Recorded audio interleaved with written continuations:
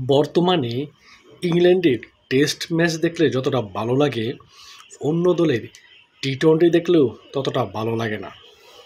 কারণ তারা এই টেস্ট ম্যাচটারে যেভাবে খেলে সেটা সত্যি দেখার মতো, আনন্দ করার মতো, উপভোগ করার মতো। কারণ বর্তমানে তাদের কোচ ব্র্যান্ডন ম্যাককালাম যখন ইংল্যান্ড দলের কোচ হয়ে আসে, তখন থেকে ইংল্যান্ড যেভাবে তাদের ব্যাটিং অ্যাপ্রোচটা পরিবর্তন করে বলছে, সেটি সত্যি প্রশংসনীয়। বিশেষ করে তাদের যে টপ অর্ডার ব্যাটাররা Ben Duckett, Zak Crawley, Ollie Pope এবং জো রুট, লিজেন্ড তো আরেকজন আছেই। বর্তমানে জো রুট দ্বিতীয় সর্বোচ্চ রান স্কোরার টেস্ট ক্রিকেটে, যেটা অবিশ্বাস্য।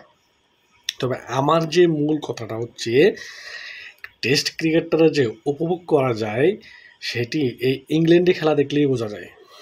এবং চতুর্থ টেস্টে তারা যেভাবে ইন্ডিয়াকে নাকানি চোবানি খাওয়াচ্ছে, সেটি কিন্তু খুবই ভালো লাগতেছে। কারণ এখন পর্যন্ত ইন্ডিয়া থেকে তারা এখনও 186 রানে এগিয়ে রয়েছে।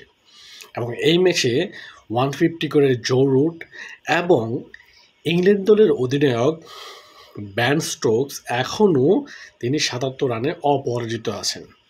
এবং চতুর্থ দিনটা কোন পর্যায়ে তিনি নিয়ে যায় সেটি এখন দেখার বিষয়। তবে এই ম্যাচটা আমার মনে হচ্ছে ইন্ডিয়ার জন্য টাফ হতে যাচ্ছে। কারণ তারা প্রথম ইনিংস যে ব্যাট করছে তারা কিন্তু একটু ধুকে গিয়েছে। এখানে কিন্তু আবার ঋষভ পান্ত ইনজুরিতে পড়ে গিয়েছে, সেটাও তাদের মাথায় রাখতে হবে। তবে তাদেরকে যত তাড়াতাড়ি সম্ভব কালকে আর্লি অল আউট করা যায় এবং তাদেরও লম্বা সময় ব্যাটিং করতে হবে ইন্ডিয়ায়, যদি এই ম্যাচটি বাঁচাতে চায় তারা। তবে এই ম্যাচে এখন পর্যন্ত ইংল্যান্ডই ফেভারিট। কারণ তারা যেভাবে বোলিংয়ে ডমিনেট করার পর যেভাবে তারা ব্যাটিং করতেছে, সেটা খুবই ভালো লাগার বিষয়। তবে আশা করি খুব সুন্দর একটি টেস্ট ম্যাচ আমরা এন্ড করতে পারবো, শেষ হবে বলেই আশা করতেছি।